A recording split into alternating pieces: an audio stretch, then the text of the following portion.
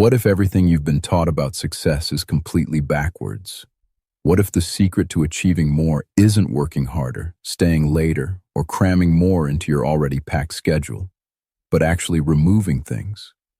Today we're going to challenge one of the most deeply held beliefs in modern culture, and by the end of this video, you might just throw away your to-do list entirely. Here's something that's going to sound almost offensive at first. The most productive people on the planet are not doing more than you. They are doing significantly less. Not because they're lazy, not because they have more help, but because they've figured out a counterintuitive truth that most people spend their entire lives missing. Success is not addition. Success is subtraction. Let me paint you a picture. Imagine two people. Person A wakes up at 5 in the morning, has a color-coded calendar, answers every email within minutes, attends every meeting, says yes to every opportunity, and works until midnight. They feel busy. They feel important. They tell everyone they're hustling. Person B wakes up, drinks coffee slowly, works on maybe 2 or 3 things that genuinely matter, says no to almost everything, and stops working by early afternoon. At the end of the year, Person B has built something meaningful. Person A is exhausted and wondering why they feel stuck despite all the effort. Which one sounds more like you right now? The problem is we've been conditioned from childhood to equate busyness with value. In school, you got points for doing more assignments. In jobs, working longer hours signals dedication. Social media rewards those who are constantly producing, constantly moving, constantly doing. So we internalize this belief that more action equals more results. But that's a fundamental misunderstanding of how high performance actually works. There's a concept that gets referenced in economics and business called the Pareto principle. The basic idea is that roughly 80% of your results come from 20% of your efforts. Now, most people hear this and nod their heads, but then they go right back to treating all of their tasks as equally important. They keep the 80% that barely moves the needle and wonder why they're not getting where they want to go. Real application of this idea is ruthless. It means you have to actively look at your work, your commitments, your habits, and your goals, and ask yourself honestly, which of these things are actually producing the outcomes I care about? Here's where it gets psychologically interesting. The reason we pile things on instead of stripping things away comes down to loss aversion. Humans are wired to feel losses more intensely than gains. So cutting something feels dangerous. Saying no to an opportunity feels like you're missing out. Removing a task from your list feels irresponsible. The fear of what you might lose by doing less is actually more powerful than the excitement of what you might gain. And that fear keeps most people stuck in a cycle of addition when what they actually need is elimination. Think about the greatest athletes, artists, and entrepreneurs in history. What made them exceptional wasn't the number of things they were doing. It was the intensity and clarity with which they focused on a very small number of things. A world-class pianist doesn't also try to become a professional swimmer, launch a podcast, and run a business simultaneously.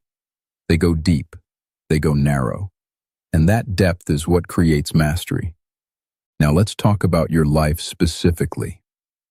Right now, if you wrote down everything you're currently trying to accomplish, how many things would be on that list? 5, 10, 20? Here's the hard truth. Every single thing on that list is competing for the same finite resource, your attention. And attention doesn't divide well. When you spread it thin, everything suffers. The work gets shallow, decisions get slower, creativity dries up, and you end up with a lot of mediocre results across many areas instead of exceptional results in the ones that actually matter to you. Warren Buffett, one of the most successful investors who has ever lived, apparently shared a goal-setting exercise with his pilot that captures this idea perfectly. He told the pilot to write down his top 25 goals, then circle the top 5 that mattered most. The pilot assumed he should work on all 25 but prioritize the top 5. Buffett told him he had it completely wrong. The bottom 20 should become what he called the avoid at all cost list. Not because they were bad goals, but because they were just good enough to be distracting. They would consume energy and attention without moving the needle on what truly mattered. That is subtraction in its purest form, not eliminating the bad stuff. Everyone can do that. Eliminating the good stuff that's getting in the way of the great stuff. That's where most people struggle because good feels justified. Good feels productive. But good is the enemy of great, and it is absolutely the enemy of exceptional. So how do you actually start doing this? The first step is building what some people call a not-to-do list. This is not a joke. Sit down and write out all the activities, commitments, habits, and obligations that you currently engage in that aren't producing meaningful results or genuine joy. Be brutal. Be specific. Your inbox does not need checking every 15 minutes.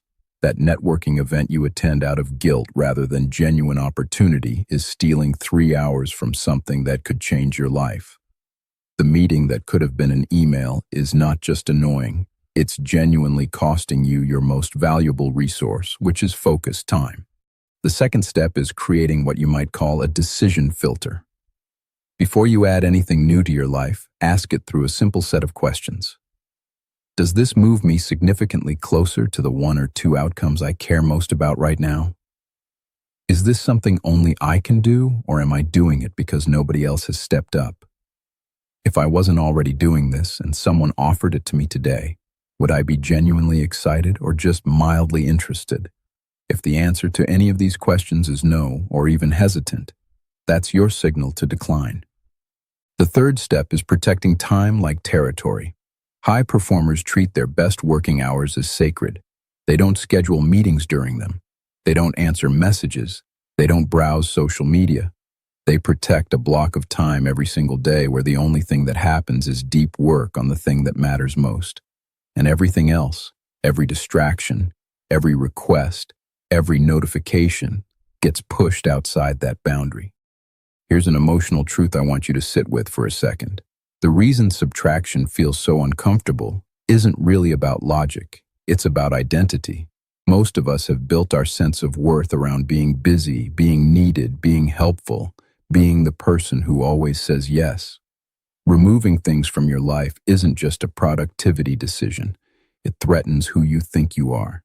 And that's why so many people intellectually understand these concepts but fail to apply them. Because applying them means letting go of an identity that's been serving you, at least emotionally, for a very long time. But here's the payoff, and this is the part where it gets genuinely exciting. When you subtract consistently and courageously, something remarkable happens to the things you keep. They become extraordinary. The work improves because your full attention is finally on it. Your relationships deepen because you have actual time and energy for them. Your health improves because you're not running on fumes. Your creativity surges because your mind has space to breathe. You start feeling something most busy people haven't felt in years. And that feeling is clarity. Clarity is the ultimate competitive advantage.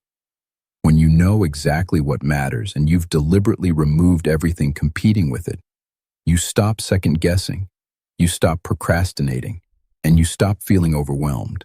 You simply execute at a level that was always possible but never accessible when your attention was fragmented across 100 different directions. Steve Jobs famously said that deciding what not to do is just as important as deciding what to do. He applied this to Apple when he came back to the company in the late 90s and found it drowning in product lines. He cut them dramatically, and what emerged from that radical subtraction was one of the most iconic periods of innovation in corporate history. The irony of subtraction is that it feels like weakness until you try it. It feels like giving up. It feels like lowering your ambition. But the opposite is true. Subtraction is the most ambitious thing you can do because it requires you to decide what actually matters to you, commit to it fully, and have the courage to let everything else go. That takes more discipline than any 5 a.m. alarm clock or hustle culture productivity hack ever will. So here is your challenge starting today. Pick one thing to eliminate from your life this week. Not something small and easy, something that feels a little uncomfortable to cut. Something that you've been doing out of habit, obligation, or fear of missing out rather than genuine intention. Remove it. Protect that space. Point that recovered energy toward the thing you genuinely care about most, and pay attention to what happens. Success was never about how much you could carry. It was always about how clearly you could see. And sometimes the clearest view only appears when you're finally brave enough to put something down. If this shifted something in you, go deeper. Your next step is already waiting.